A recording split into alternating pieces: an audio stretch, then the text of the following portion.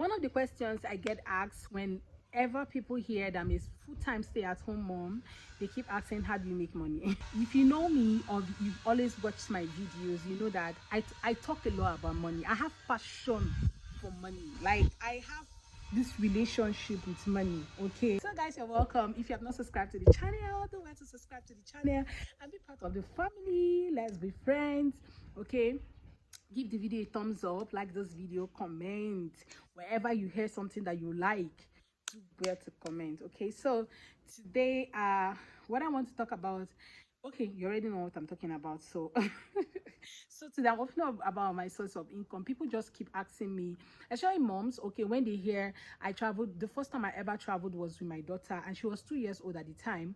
Okay, so when we started traveling, I think she just clocked 2 when we started traveling, and she was really little. She could even say a lot of things. Okay, in fact, she can't express herself so much. So when people find out I started traveling with the child so early, and I was alone, I had just lost a child, and I'm traveling with this child. Do you understand? So I was still grieving at the moment, at the time, and people keep wondering how I survived. If you know me so well, I've always been this person that loves to do my things. I've always loved to make my money. I've always loved to be independent. Okay, even before getting married, even while I was in my dad's house. Okay, I've always been an independent person. Okay, I've always, even while in the university, I was selling things. I think I sold bag in school. I sold JCs for guys. Okay, because guys, I find out guys love to buy things, and pay immediately without hesitation. Okay, but ladies will always owe you money. But guys, immediately buy that thing, they will just pay. Okay, so I started selling JCs. That was after I had started selling ladies slippers and sandals that I got from Aba. So if you know Nigeria, okay, and you know Abia State. So I schooled in Abia State University, Uturu. So it was so easy for me to travel from Uturu to Aba to go buy those slippers. So I had this particular guy. I kind of communicate the idea on my head and tell him, okay, this is what I want to make. This is the sandals I want to make. I just give him the sketch and the idea on my head, and he sketches them. I make exactly like bring my idea to life, and that's how I was able to start producing my own sandals. Okay, my own brand sandal. I didn't have a name, but I just knew I was selling sandals and slippers. You know, when the gladiator slippers was really raining, these gladiator sandals, I was one of the people that was really making gladiators at the time, because I just have this idea on my head and I go to this guy, okay, produce this. Okay, if you know about, you know that that is the China of Nigeria or the China of Africa. They produce anything, just come and tell them what you want. You'll find Italian shoes, like you'll be so surprised to see, this is Italy. This you just be wondering which of them is actually the Italian product. Okay, so that's how Aba is wired. Okay, they're very there's a lot of people there that are in fact talented people in Aba. Okay, both clothes, both anything they see, show them. You have a tailor that can make it. You have somebody that will produce it. That's it. Okay, so that's how I was going to Arera then to buy things, and they will help me to make them. Then I will kind of sell in school. Then later on, I went into selling jerseys for guys and bossers. So some of those boxers I got for 150, it was a bale. Then I'll sell for 500, depending. Okay, sometimes I sell for 700, and you can see the margin. Of course, I'm going to calculate my stress and my transportation and everything that I spent during the cost of my trip from Uturu to Aba. And when I started traveling, I left my business back home in Nigeria, and I started traveling around with my kid. And I knew it was a lot of responsibility on us, because we needed some money to survive in this other place, knowing fully well that rents are paid on a monthly basis. In Nigeria, we pay rent on yearly basis, not monthly. Okay, so I needed to make sure I have rent available every month, and I needed to cater for my child. Food is going to increase because their cost of living with Nigeria was quite different. Okay, and if I want to eat Nigerian food, I know I'm going to spend a lot of money. So all of these things just like came to my head, and I knew that Omo, you need to find another thing doing. So at some point, I was importing bags from China, and I would sell, right? But at some point, I also discovered that Omo, you can't continue doing this. Okay, what if you decide to move out from this place? Why don't you look for a sustainable sort of business? So that was how I started freelancing fully. I started freelancing. I've been freelancing, but it was not like my major source of income. So, and at that point, I knew I had to make freelancing a part of my journey as a social media manager and content creator. Okay, I started helping people and brands to promote and gain visibility on social media, and that's how I started. Okay, so full time, I'm a content creator, and full time, I'm also a social media manager.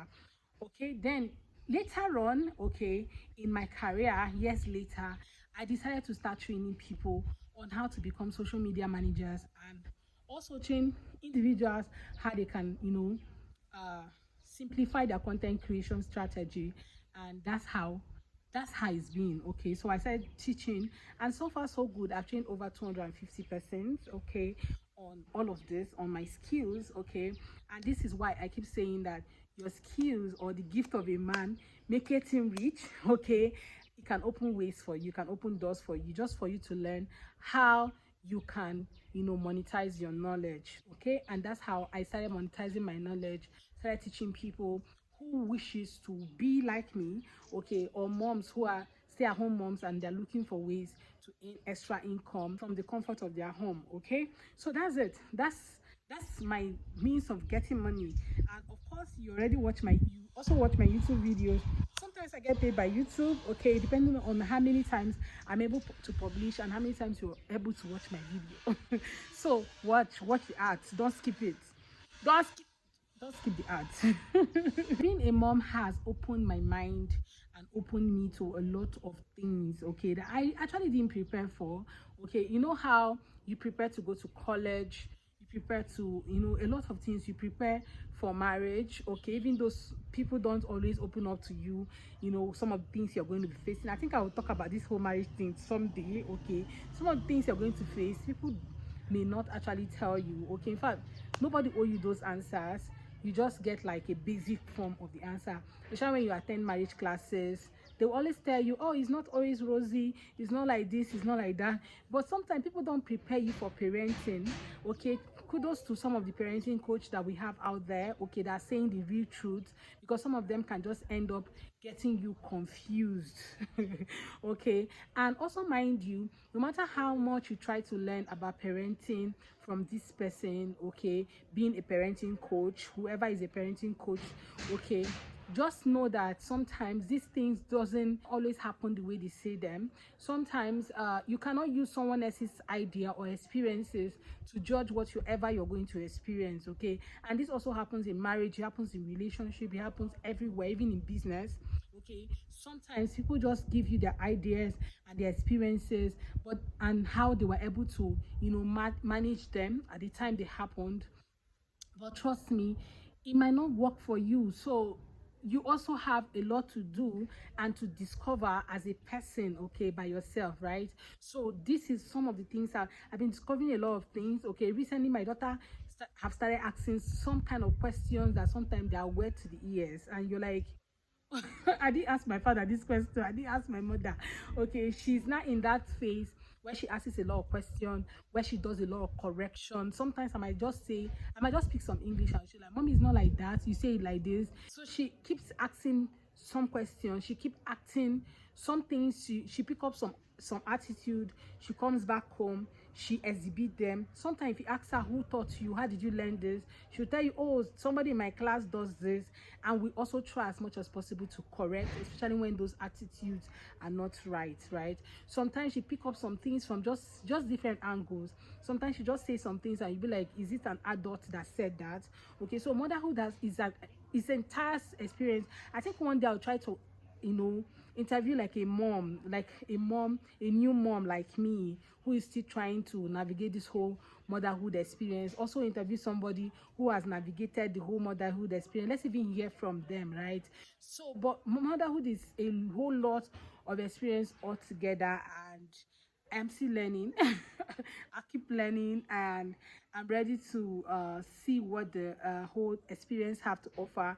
And everybody's praying to have a better child, to have make sure that they nurture a good child, okay, that you will be proud of, the society will be proud of in general, and the child also will be proud that you were their mom. Okay, so yeah, I think I'm going to end this movie. I'm just going to end this video right here because I'm done talking. My daughter is back from school and I need to attend to her, at least give her, this is 5 p.m. and the 8 in the afternoon, so she's going to be eating her dinner by 6. So maybe just give her a snack or something to just hold her till 6 p.m, eat her dinner, and yeah, by 8 also she'll just find her bed and go and sleep.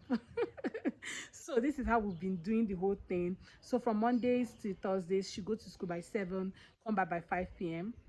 On Fridays, they go to school by 7 and come back by 1:30, 2 o'clock. Okay, depending on when they bring them back after their lunch, because they usually have their lunch in school. So we don't pack lunch. Most of the schools here do not pack lunch. Okay, they will tell you just send the child over and your school fees cover the lunch. Okay, so for her school fees, it covers everything. So yeah, I'm just going to end this here so that I can talk to my child. Thank you so much for watching, and do well to subscribe to my channel, like my video, and be part of the family. Let me know what you are doing as a mom.